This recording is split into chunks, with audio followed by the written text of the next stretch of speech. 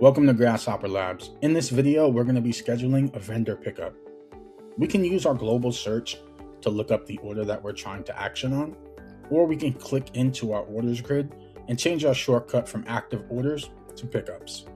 Once we have it isolated on our screen, we can click into that order. And the first thing we want to do is select this drop down here to expose the pickup information. Once inside of here, we're going to see where it says scheduled. We want to click our calendar. Here we'll confirm the items that we're looking to pick up, hit next, and then we'll select one of the dates that we're going to pick these items up from the vendor. We'll confirm the name of the person we confirmed this date with, and then hit save. And then we can see that the order is scheduled for pickup on the day that we selected. This is how you schedule a vendor pickup inside of Grasshopper.